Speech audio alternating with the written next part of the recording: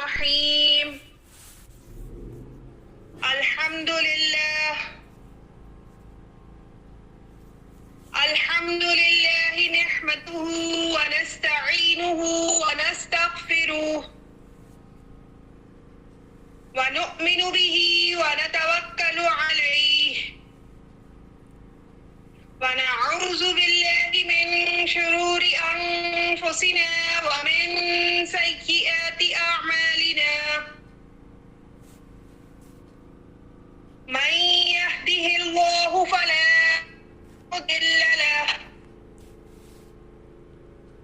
ومن يضلله فلا هادي له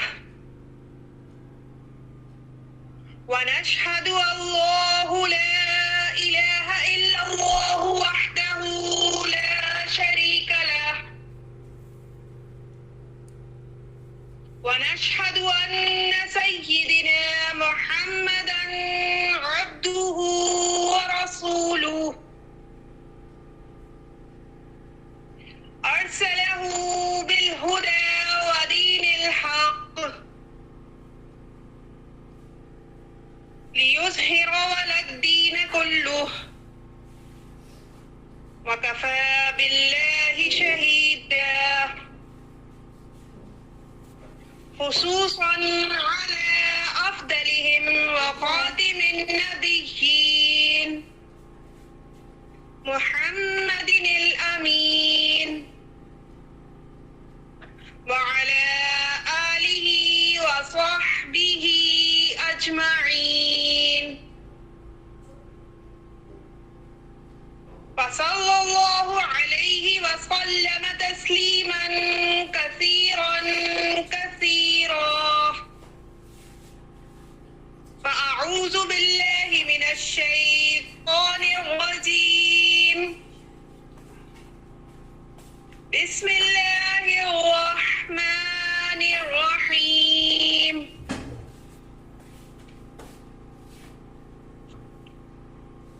جیسا کہ کل کے سبق میں ہم نے سورۃ الناس بما ترجمے پڑھی تھی اور الحمدللہ کہ آپ سب کو سورۃ الناس کا ترجمہ بہت اچھے سے یاد ہو چکا ہے۔ آج ہم سورۃ الناس کی تفسیر کے اوپر دیکھیں گے کہ سورۃ الناس میں ہمیں کیا پتہ چل رہا ہے، اس سورت کا شان نزول کیا رہا، کیا وجوہات تھی کہ جس کی بنا پر یہ سورت نازل کی گئی۔ ٹھیک ہے، تو معوذتین کے معنی ہے پناہ لی جانے والی صورتیں، جن کے ذریعے ہم پناہ مانگتے ہیں۔ ٹھیک ہے، یا جو صورتیں ہمیں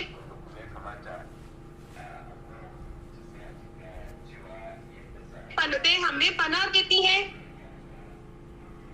ان صورتوں کو پڑھ کر ہم اللہ تعالیٰ سے پناہ مانگتے ہیں، ان صورتوں کے ذریعے ہم اللہ کی حفاظت میں جاتے ہیں۔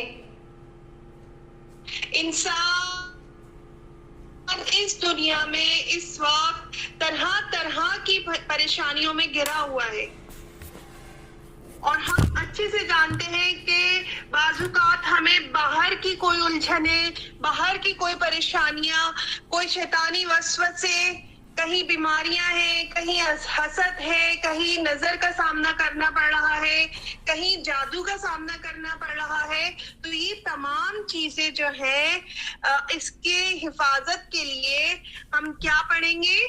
معوذتین، یعنی سورۃ الفلق اور سورۃ الناس۔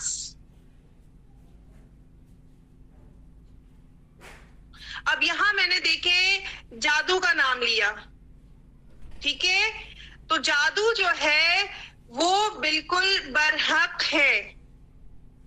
اب سوال یہ نہ اٹھا لیجئے گا کہ برحق، ایک بیچ میں ایک سوال بہت چلا تھا کہ برحق تو اللہ کی ذات ہے۔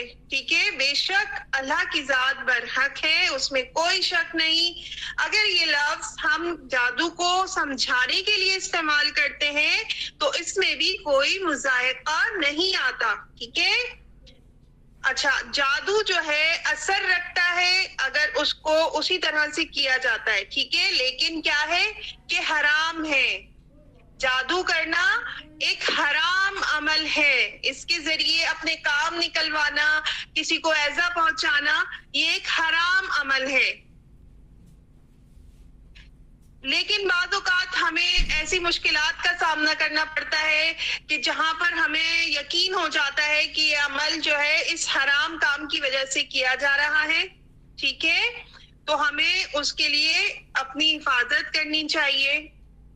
اب دیکھیے گا کہ علم نجوم، جس کو ہم ستاروں کا علم بھی کہتے ہیں، وہ بھی ایک حقیقت ہے، لیکن اس کو بھی کرنے سے، اس کی طرف جانے سے، وہ علم حاصل کرنے سے منع کیا گیا ہے. تو ہمیں اس سے بھی بچنا ہے نا کہ ہم عملاً یہ کام نہ کریں.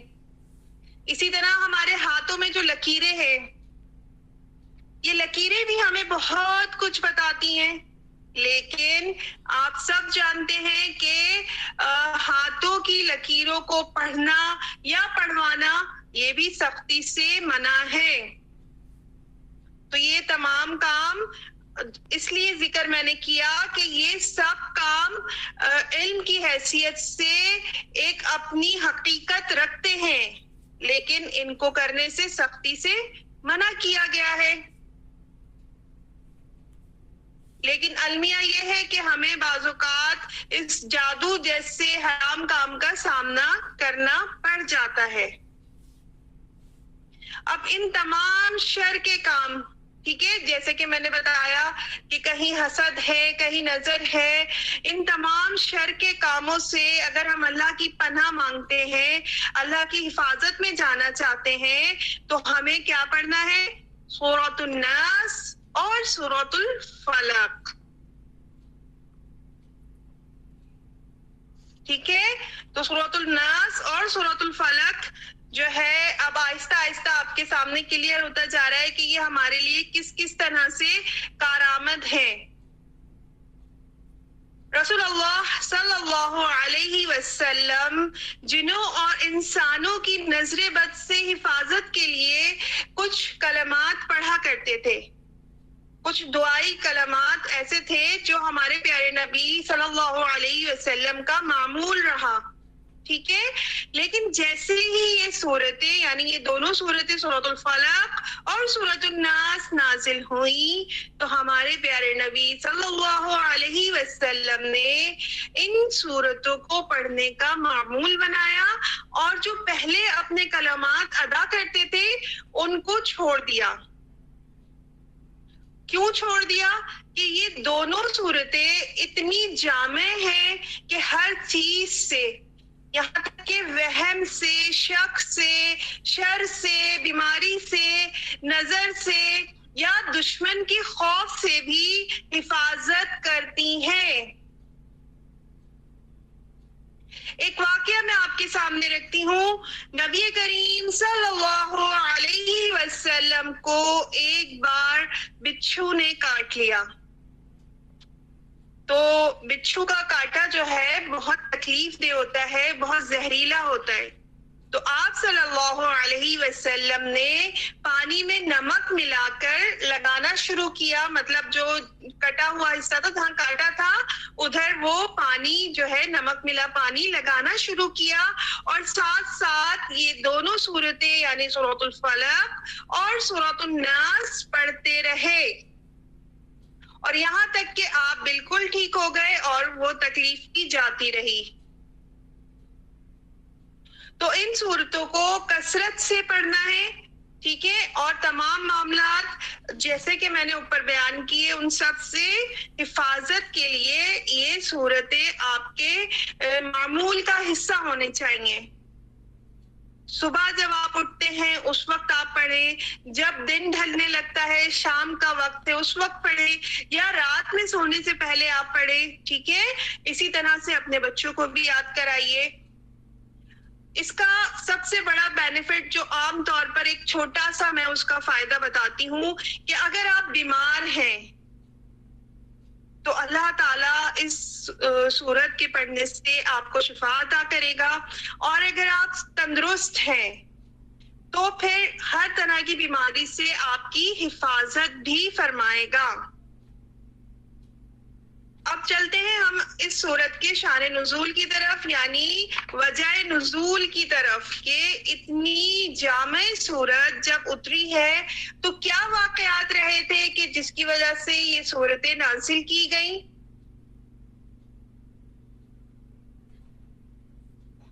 اس شان نزول کا حوالہ میں آپ کے سامنے تفسیر ابن کثیر کے صفحہ نمبر 802 اور 803 سے رکھ رہی ہوں، ٹھیک ہے۔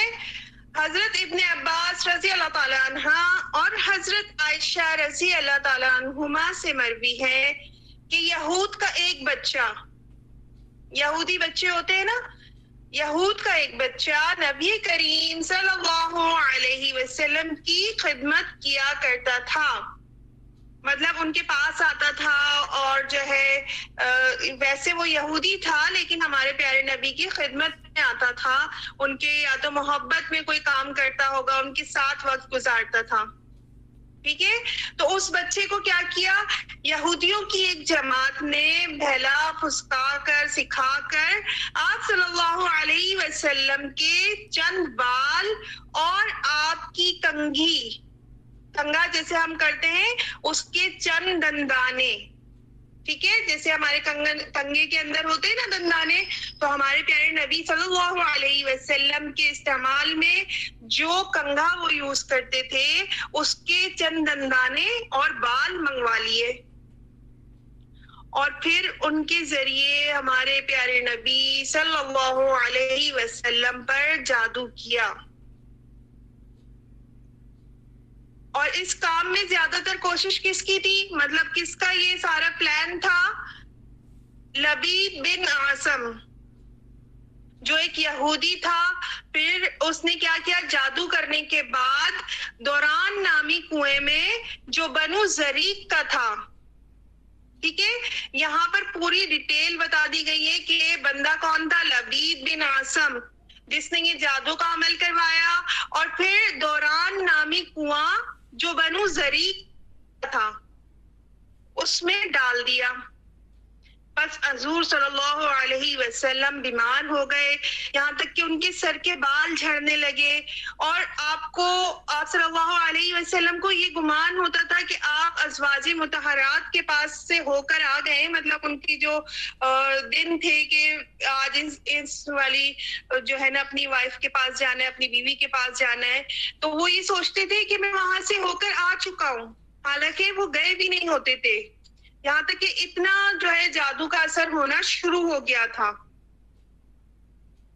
تو کیا رہا کہ یہ حالت جو ہے آپ صلی اللہ علیہ وسلم کی 6 مہینے تک رہی، یہ جو جادو کا اثر تھا یہ 6 مہینے تک رہا۔ اب دیکھیے کہ ہمارے پیارے نبی صلی اللہ علیہ وسلم کیا ان کی ذات ماشاءاللہ اور نبی اور اللہ کے محبوب ہونے کے باوجود بھی جب یہودی نے ان کے اوپر جادو کیا تو وہ جادو اثر کرنا شروع ہو گیا۔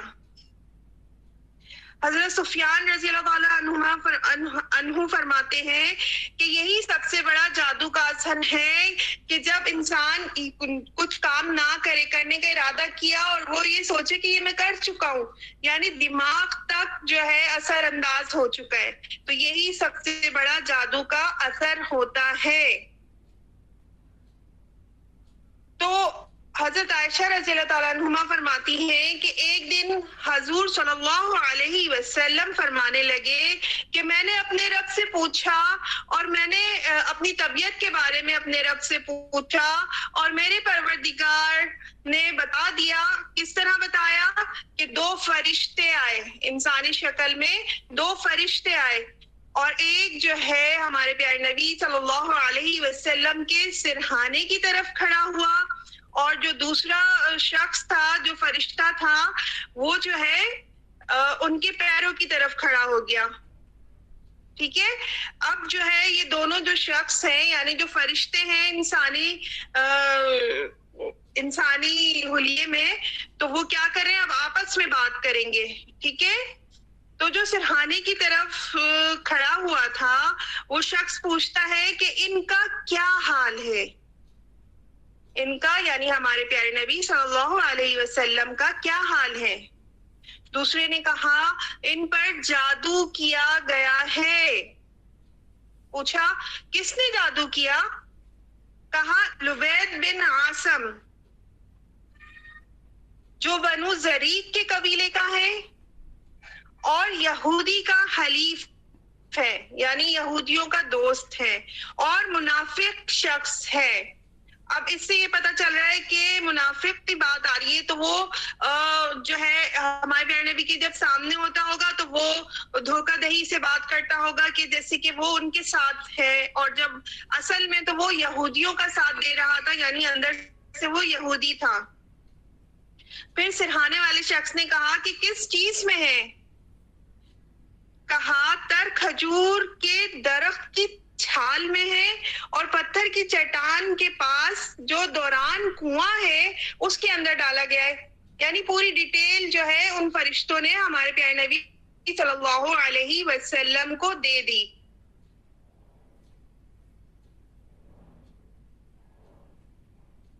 اللہ تعالیٰ نے ان کو فرشتوں کے ذریعے بتائی تو کیا کیا ہمارے پیارے نبی نے؟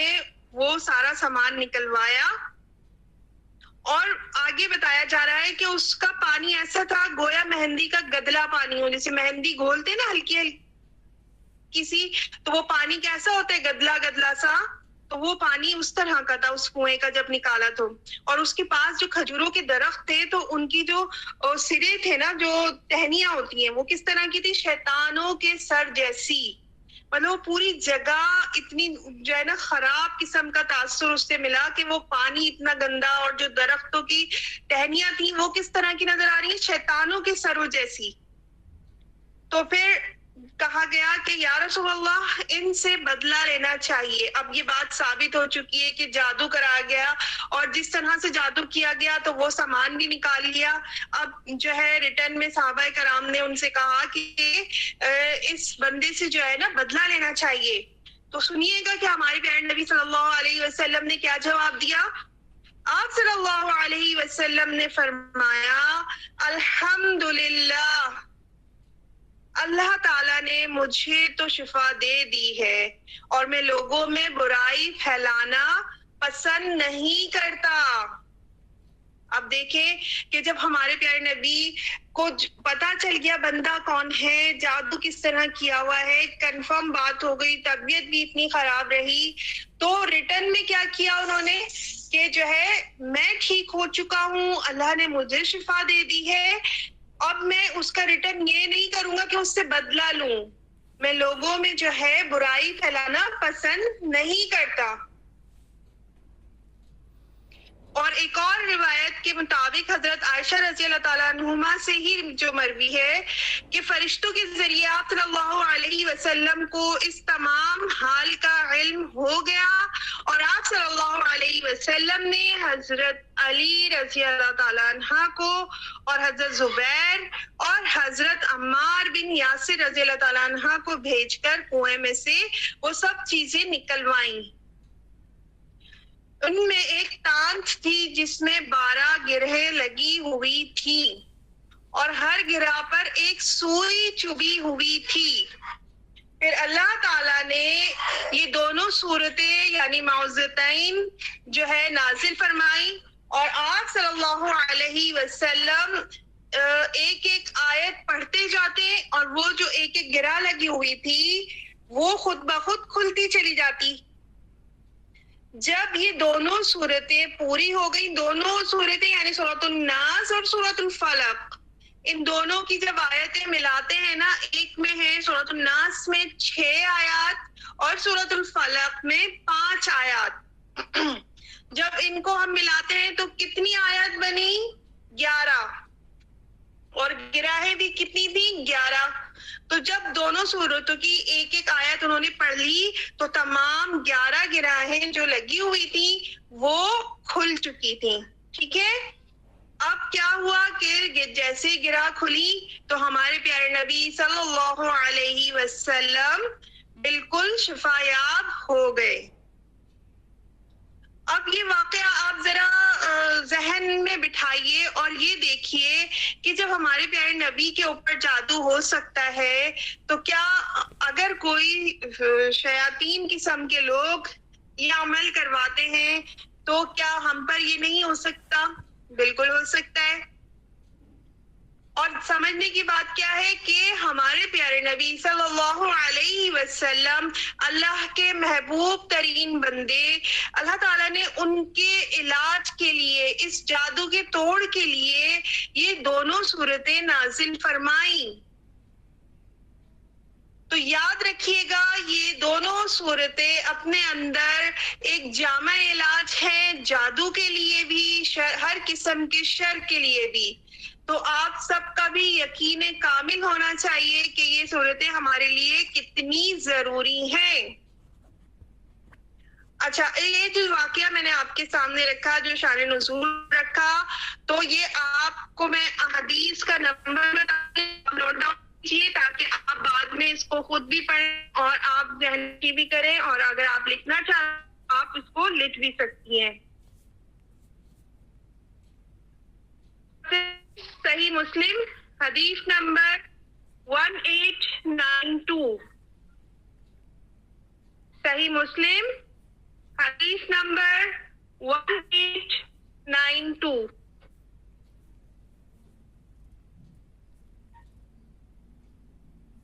اس کے بعد صحیح مسلم کی حدیث 5703.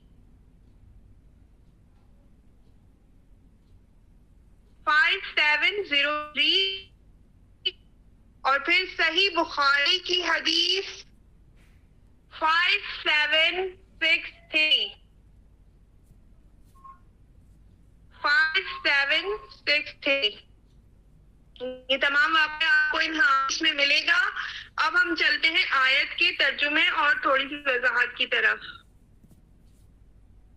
آیت نمبر 1، کہیے کہ میں آتا ہوں تمام انسانوں کے رب کی. یہاں سب سے پہلے رب الناس یعنی انسانوں، یہاں میں نے کل آپ کو ترجمہ کروایا تھا لوگوں. ڈاکٹر اسٹار احمد کے مطابق ہے اس کا ترجمہ لوگوں کے لیے کیا جا رہا ہے. ٹھیک ہے، لوگ جو ہے ایک جامع لفظ ہے. لوگ جو ہیں وہ ہم گروہ کے لیے بھی استعمال کرتے ہیں، چاہے وہ عورتیں ہوں یا آدمی ہوں. یہاں تک کہ ایک واقعے میں یہ بھی ہے کہ جنات بھی ایک دفعہ کہیں سے گزر ہو رہے تھے، کسی صحابی نے کہا کہ آپ لوگ کون ہیں یا کہاں جا رہے ہیں، تو انہوں نے کہا ہم تمام لوگ جو ہے جنات ہیں اور جو ہے ہم فلاں جگہ جا رہے ہیں. تو جو لوگ ہیں وہ کہاں شامل ہو، کہاں استعمال ہو سکتا ہے؟ وہ انسانوں میں بھی استعمال ہوتا ہے اور جناتوں میں بھی استعمال ہوتا ہے. اسی لیے یہاں پر لوگوں کا نام لیا گیا. ٹھیک ہے، تو سب سے پہلے جو آیت میں ذکر آ رہا ہے رب الناس، لوگوں کا پروردگار. لوگوں کے پروردگار سے اللہ تعالیٰ کو مخاطب کیا جا رہا ہے. اللہ تعالیٰ کا تعارف اسی طرح کرایا جا رہا ہے تاکہ آپ اس بات سے کلیئر ہو جائے کہ جو ہے یہ انسان بھی ہو سکتے ہیں اور جنات بھی ہو سکتے ہیں. اور پھر دیکھیں کہ یہ ایسی ذات ہے جس سے ہم پناہ مانگ رہے ہیں کہ جو ہماری جملہ ضروریات کا کفیل ہے، جو تمام لوگوں کا، انسان بھی اس میں آ گئے، جنات بھی اس میں آ گئے، ان سب کا جو تمام ضرورتیں ہیں. صرف مسلمان نہیں آ رہے یہاں پر تمام انسان، تمام لوگ، جنات بھی شامل ہیں. ان سب کی ضروریات کا کون خیال رکھتا ہے؟ اللہ تعالیٰ رکھتا ہے. ان کی ضروریات، ان کو کھانا پرووائڈ کرتا ہے، ان کا رزق جو ہے اللہ تعالیٰ نے رکھا ہوا ہے. ان کی دیگر جو ہے ضروریات زندگی کا جو کفیل ہے وہ کون ہے؟ اللہ تعالیٰ ہے. اور سب سے خوبصورت پہلو یہاں جب جو ہے بات ہو رہی ہے انسانوں کے رب کی، لوگوں کے پروردگار کی، تو اہمیت دیکھیے گا کہ کیا حکمت ہے آیتوں میں کہ یہاں پر مومنین کی بات نہیں کی، یہاں ہم الحمدللہ سب مسلمان ہیں. جب ہم پڑھتے ہیں تو آگے ہم قرآن میں دیکھتے ہیں کہ مومنین کو بھی مخاطب کیا گیا ہے, مسلمین کو بھی مخاطب کیا ہے. لیکن یہاں اب آپ تھوڑا سا سوچیں کہ اگر کوئی غیر مسلم یعنی جو بندہ مسلمان نہ ہو وہ بھی اگر ان آیتوں کو پڑھتا ہے تو اس کے دل پر بھی ایک اثر کرنے والا جملہ ہے کہ یہ جو بات ہو رہی ہے یہ تمام انسانوں کی بات ہو رہی ہے, یہاں پر مسلمانوں کو خاص نہیں پکارا گیا. ٹھیک ہے, تو اگلی آیت میں ہم نے کیا دیکھا کہ تمام انسانوں کے بادشاہ کی, وہ تمام انسانوں کا صرف پروردگار ہی نہیں ہے بلکہ ان کا بادشاہ ہے, ان کا فرما روا ہے, ہر وقت ہر جگہ ہر چیز پر نافذ ہے. آپ سب اس بات پر ایگری کرتے ہیں کہ اللہ نے جو ہماری تقدیر لکھ دی ہے وہ ہو کر رہتی ہے. ٹھیک ہے, تو اللہ کے حکم کے بغیر تو ہم کچھ نہیں کرتے. ہماری جان, ہم جب تک اللہ کی مدد شامل نہیں ہوتی, اللہ کی طرف سے لکھا گیا ہوا کام ہم اس کی مرضی کے بغیر نہیں کر سکتے. ہر جگہ پر اللہ تعالیٰ کا قانون نافذ ہے. سورج, چاند, ہوا, پانی, بارش, دھوپ, ہر چیز اللہ کے حکم سے ہی چلتی ہے. سارا کا سارا نظام, سارے کے سارے نظام زندگی اللہ کے حکم سے چلتی ہے جو کہ تمام انسانوں کا بادشاہ ہے.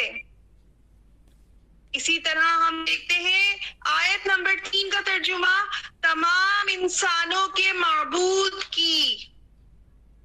اب معبود جب وہ رب ہے, جب وہ بادشاہ ہے تو وہی تو قابل ہے کہ اس کی عبادت کی جائے, وہی تو قابل ہے کہ اس کو معبود مانا جائے. کیا ہم سوچ سکتے ہیں کہ ایک رب ہے, ہمارا بادشاہ ہے, ہماری کفالت کرتا ہے, ہماری زندگی کو وہ چلا رہا ہے, ہمارے اعمال وہ اس نے تیار کیے ہوئے ہیں, ہمارا جو ہے اچھے کام کا اچھا اجر دے گا, ہم اگر غلط کام کرتے ہیں اس کی رہنمائی کے لیے قرآن دیا ہے, تو کیا وہی نہیں ہوگا ہمارا معبود؟ بالکل.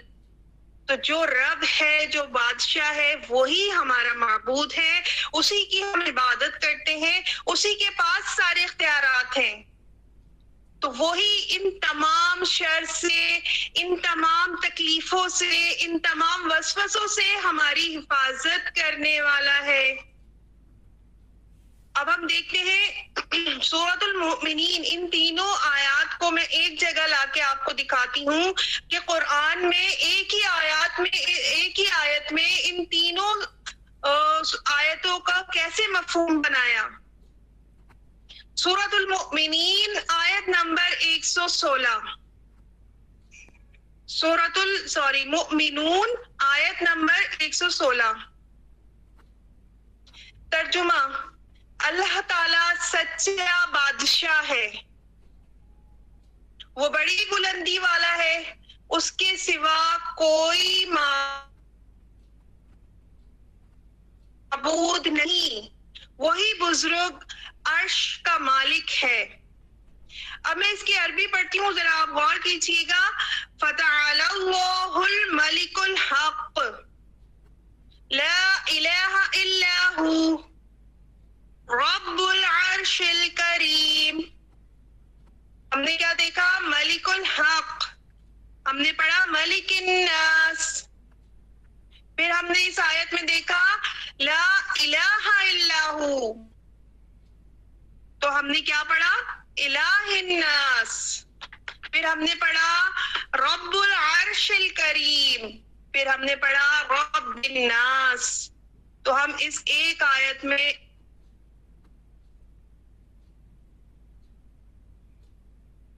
ان بادشاہ ہے, وہی مالک ہے, وہی رب ہے اور وہی معبود ہے. اب یہ تینوں آیتیں ہمارے یقین کو ظاہر کرتی ہیں, ہمارے جو اللہ کے اوپر ہمارا یقین ہے اس کو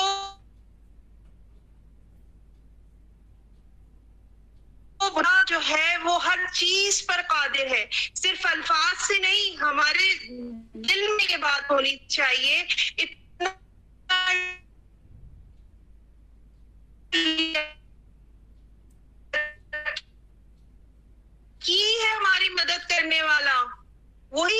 دلوں کو جانتا ہے, ہماری تکلیف کو سب سے زیادہ وہی پہچانتا ہے. تو ہنی کا سامنا ہے, بیماری کا سامنا ہے, شر کا سامنا ہے, نظر کا سامنا ہے, جادو کا سامنا ہے. تو ہم یہ تمام باتوں کو یاد رکھتے ہوئے پورے یقین کے ساتھ سورۃ الناس اور سورۃ الفلق پڑھتے ہیں. اب یہاں پر جو ہے 3 آیتوں کے بعد جب ہم چوتھی آیت پر آتے ہیں تو پھر کیا ہوا کہ اب بات بدل رہی ہے کہ ہم اللہ تعالیٰ کو کس لیے پکار رہے ہیں, کس لیے پروٹیکشن چاہ رہے ہیں. تو دیکھیے گا آیت نمبر 4 کا ترجمہ, اس بار بار وسوسہ ڈالنے والے, پیچھے ہٹ جانے والے کے شر سے.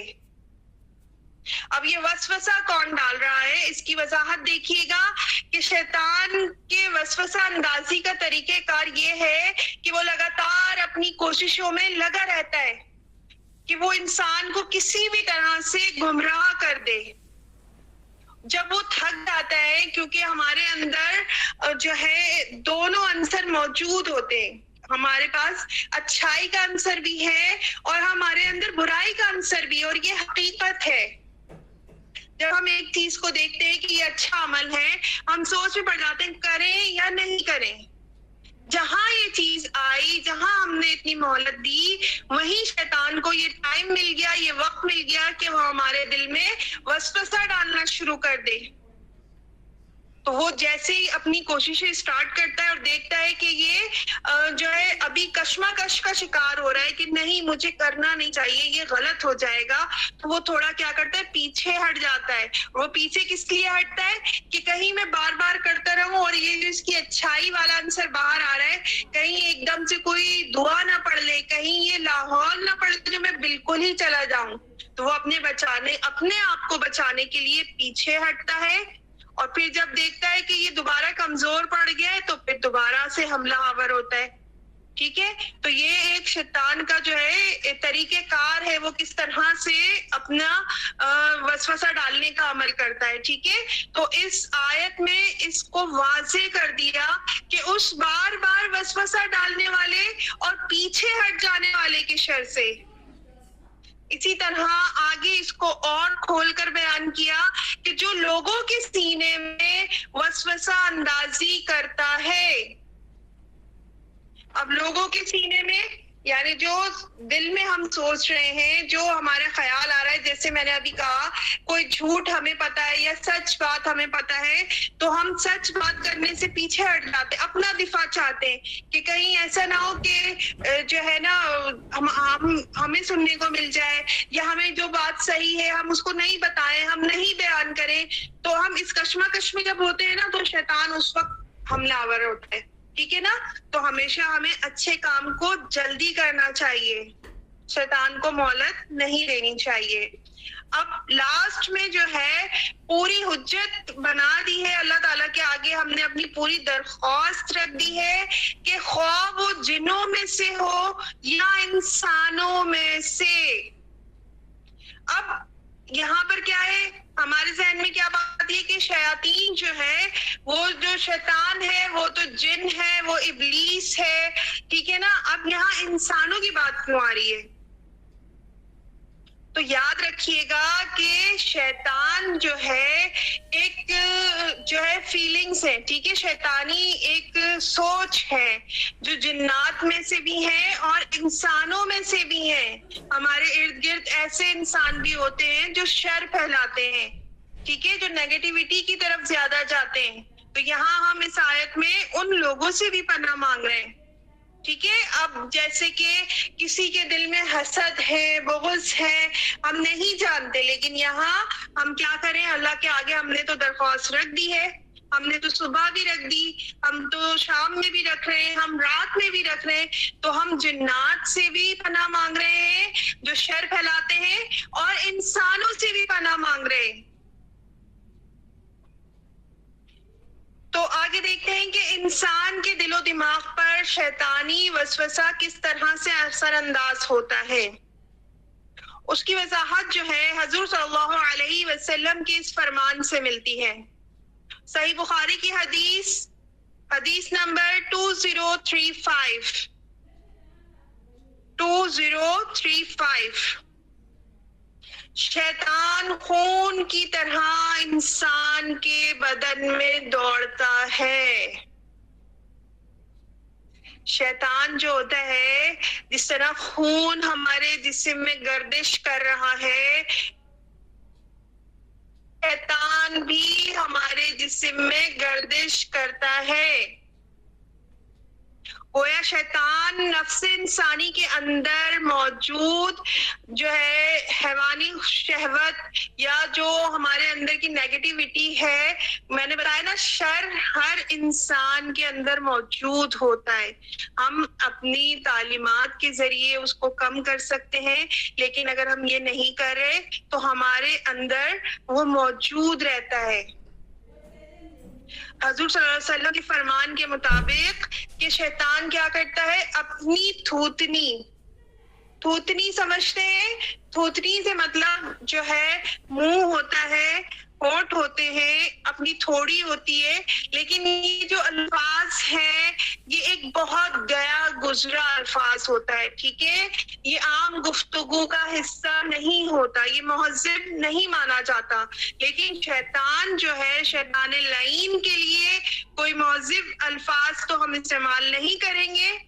تو سمجھ لیجیے گا کہ شیطان کیا کرتا ہے، اپنی تھوتنی انسان کے دل پر رکھ دیتا ہے اور کیا کرتا ہے، پھونکے مارتا رہتا ہے. انسان کے دل پر پھونکے مارتا رہتا ہے اور اس طرح سے اس کی شہوت میں اشتعال پیدا کرتا ہے. مطلب جو شر کا عنصر اندر تھا، وہ شیطان جب پھونکے مارتا ہے تو اس سے وہ بڑھ جاتا ہے، اس کو بڑھاوا دیتا ہے. اور یہ ہمارے پیارے نبی صلی اللہ علیہ وسلم کا فرمان ہے کہ شیطان جو عمل کرتا ہے نا، وہ اس طرح سے عمل کرتا ہے. اور اللہ تعالیٰ نے شیطان کو انسان کے دل میں وسوسے پیدا کرنے کے جذبات کی اجازت دی ہوئی ہے. اتنا اختیار اللہ نے دیا ہوا ہے. اب اللہ نے اتنا اختیار کیوں دیا؟ کیونکہ اللہ کو یقین ہے کہ جب میرے فرما بردار بندے میرے احکامات کو پڑھیں گے، اس کے اوپر عمل کریں گے، اس کو اپنے زندگی میں شامل کریں گے، تو وہ ان جو شیطان کی چکر بازیاں ہیں اس میں نہیں آئیں گے. وہ بے شک انہیں بھٹکاتا رہے، بے شک انہیں ضرر پہنچاتا رہے، لیکن کیا ہوگا، وہ جب اپنے زندگی میں قرآن کو شامل کریں گے تو اپنے اوپر ایک جو ہے حفاظتی کور چڑھوا لیں گے، تو شیطان کیا ہوگا، نہیں آ پائے گا. اور پھر بتایا، ابھی میں نے جیسے بیان کیا کہ شیطان انہی پہ اثر کرتا ہے جو کہ اس کو موقع دیتے ہیں، جو اپنے آپ کو ان تمام اعمال سے پیچھے رکھتے ہیں. تو شیطان کو جو ہے کیا کرنا ہے، موقع نہیں دینا ہے. ہمیں قرآن کو سمجھنا ہے، اس پر عمل کرنا ہے. اور ایک بات اور یاد رکھ لیجئے گا کہ شیطان کو جو اختیارات دیے ہوئے ہیں وہ ہمارے دل میں، جیسے کہ وہ اپنا طریقہ کار کرتا ہے، یہاں بالکل کھل کے بتا دیا کہ وہ ہمارے ہی اندر جو نیگیٹیوٹی ہے اس کو بڑھانے کے لیے کوشش کرتا ہے. اس کے پاس اتنا اختیار ہرگز نہیں ہے کہ وہ ہمارے جسم میں داخل ہو کر ہمارے ہاتھوں سے کوئی کام کروائے کہ ہم نہیں چاہ رہے لیکن ہمارے ہاتھ خود بخود یہ کام کر رہے ہیں، ہمارا منہ خود بخود یہ بات کر رہا ہے، ہمارے پیر خود بخود برائی کی طرف جا رہے ہیں. ایسا بالکل نہیں. اگر ہم گھٹائی سے جمے رہے، اللہ کو ہر وقت یاد رکھیں، اس کی بتائی ہوئی باتوں کو اپنی زندگی میں شامل رکھیں، تو ہم شیطان کو جو ہے کمزور کر سکتے ہیں.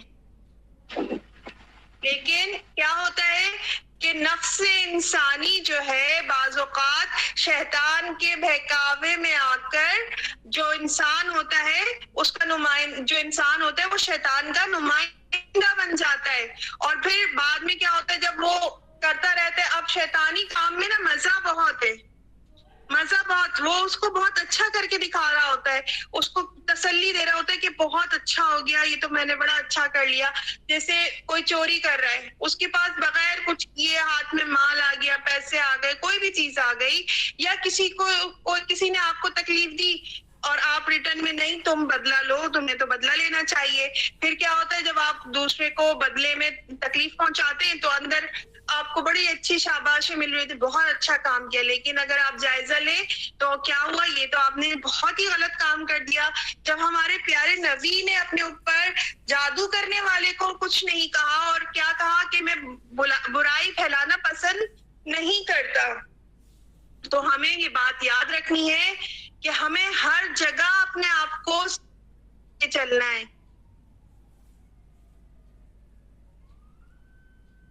تو دیکھتے ہیں کہ سورۃ القاف میں اللہ تعالیٰ کیا ارشاد فرماتا ہے. سورۃ القاف آیت نمبر 16. اور ہم نے ہی انسان کو پیدا کیا ہے اور ہم خوب جانتے ہیں جو اس کا نفس وسوسے ڈالتا ہے. اب یہ کلیئر ہو گئی بات کہ نفس جو ہے ہمارا, جو اندر کی ایک ہماری سوچ کہہ لیں, اگر نفس کو آپ نہیں سمجھتے تو جو ہماری اندر کی اچھائی اور برائی کا جو عنصر ہے وہ ہمارے اندر وسوسے ڈالتا ہے نا. اگر ہم اپنے نفس کو کنٹرول کر لیں تو ہم اس شیطان کو نہ دعوت دیں گے نہ اس کو بڑھاوا دیں گے. ٹھیک ہے, اسی طرح جو یہ نفس کا جو وسوسہ ہے اس کو سورۃ یوسف کی آیت نمبر 53 میں اللہ تعالیٰ نے نفس امارہ کا نام دیا ہے. اسی حوالے سے اہم اور بنیادی بات سمجھنے کی یہ ہے کہ شیطان اسی دل پر اپنی تھوتنی رکھ کر پھونکے مارتا ہے اور اسی پر اثر انداز ہونے کی کوشش کرتا ہے جو دل اللہ کی یاد میں مشغول اور ذکر سے معمور نہیں ہوتا. ٹھیک ہے, تو جو شخص اللہ سے جڑا رہے گا, اس کی یاد میں, اس کی ذکر سے جڑا رہے گا, تو یہ شیطان کے اس عمل سے بھی بچا رہے گا. ٹھیک ہے, تو ہم نے کیا کرنا ہے کہ یہ جو صورت ہے ہمیں اس تمام عمل سے, اس شیطان کے تمام عمل سے بچاتی ہے. سورۃ الناس کا میں نے آپ کو بتایا کہ جادو ہمارے پیارے نبی صلی اللہ علیہ وسلم پر جب جادو کیا, جب اسپیشل ایک علاج, ایک اسپیشل کلمات جو پچھلی کسی کتاب میں نہیں تھے, مطلب پچھلی آسمانی کتاب میں نہیں تھے, یہ خاص ہمارے پیارے نبی صلی اللہ علیہ وسلم کے لیے اللہ نے بھیجے, اور انہی آیتوں کے پڑھنے سے انہیں شفا حاصل ہوئی. تو ہمیں بھی یقیناً یہ کام کرنا چاہیے کہ ہم صبح, شام اور سونے سے پہلے اس کا معمول بنائیں, اس کو یاد کریں, اس کو سمجھیں, اس کو ہم اپنے بچوں کو یاد کروائیں, اور پھر ان کو پڑھنا کی عادت بناؤ. بیٹا یہ آپ نے لازمی پڑھنی ہے. اور یہ ہمیں کس کس چیزوں سے بچاتا ہے, یہ تو ہم جن تکلیفوں سے ہم گزرتے ہیں جانتے ہیں, اس کا ہم اس کو بتا سکتے ہیں, اس کو بیان کر سکتے ہیں, لیکن اصل میں ہمیں کیا کیا اس کے بینیفٹ مل رہے ہیں.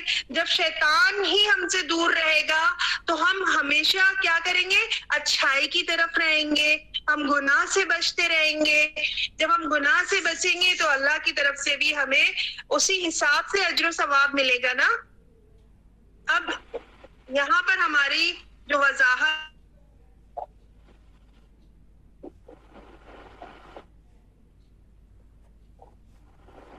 کہ سورۃ الناس اور سورۃ الفاتحہ, ٹھیک ہے, سورۃ الفاتحہ کو آپ سب جانتے ہیں, الحمدللہ رب العالمین. سورۃ الفاتحہ اور سورۃ الناس آپس میں اگر ہم دیکھیں تو مفہوم جو ہے ان کا کتنا ایک دوسرے سے ملتا جلتا ہے. ہم جب سورۃ الفاتحہ پڑھتے ہیں تو رب العالمین پڑھتے ہیں, اور یہاں ہم پڑھیں تو رب الناس. ٹھیک ہے, وہاں پر بھی رب آ گیا, یہاں پر بھی رب آ گیا. پھر ہم پڑھتے ہیں مالک یوم الدین, پھر ہم یہاں پڑھتے ہیں ملک الناس. ایاک نعبد و ایاک نستعین. ہم یہاں پڑھتے ہیں الہ الناس.